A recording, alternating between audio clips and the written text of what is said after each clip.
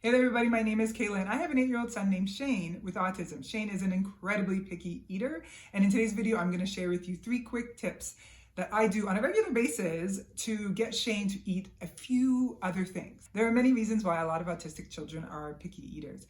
Many of those reasons are surrounded around sensory issues. The way things taste and smell and feel are a very, very big deal to somebody who has sensory processing disorder. These are reasons that people without autism and sensory processing disorder cannot understand.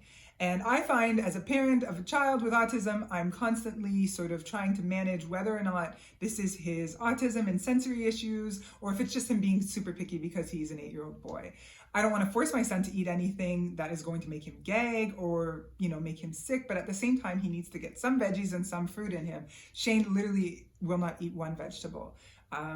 Knowingly. Shane eats vegetables almost on a day-to-day basis, but he has no idea because I put them into a smoothie. I went out and bought a really good smoothie machine that blends everything to very, very, very smooth texture. And what I do is I put various vegetables in there and then I top it up with very sweet fruits like pineapples and mangoes. And then I also will put pineapple and mango juice and I blend it up really smooth and I give it to him and he has no problem drinking his vegetables.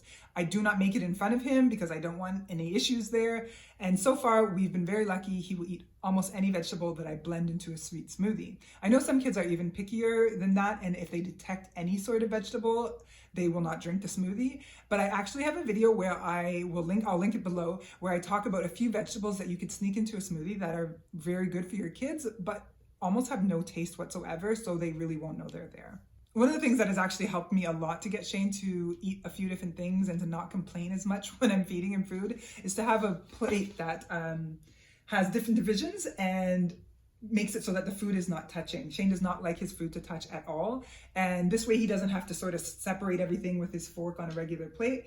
And it also works because what I'll do is I'll put like the things I want him to eat, like blueberries here, because he's not crazy about them, but he will eat them. And then I'll put like the main food here, like the mashed potatoes, the meat, and then I'll put a treat right on the plate. And when I put the plate down in front of him, he's often focused on the treat. And I'll remind him, you eat everything else, and then you can have the treat, whether it's a cookie or a little piece of chocolate or whatever it is. For Shane, that's really, really helpful. He loves that his food's not touching, and he loves that, there's different amounts of everything. So I'll put like the thing that's harder to eat here, and it makes it easier for him to just focus on that cookie and get through the plate. One of the first things we learn when educating ourselves about parenting is to lead by example. This is especially true if you have a child with autism who is a picky eater. You have a better chance of getting your child to eat vegetables if you're eating vegetables in front of them.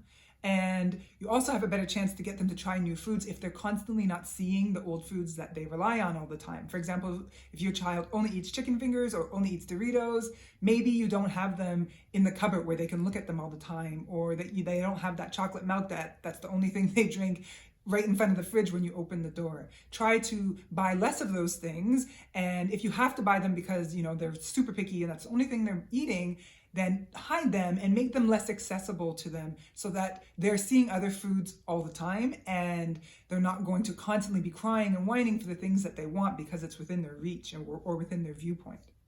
I know picky eating is incredibly difficult to deal with, and that's why I wanted to make this video to just share these quick tips with you. I hope you found them useful. If you did, please give the video a thumbs up. I post videos every single week, so hit the subscribe button to see what I'm going to share next.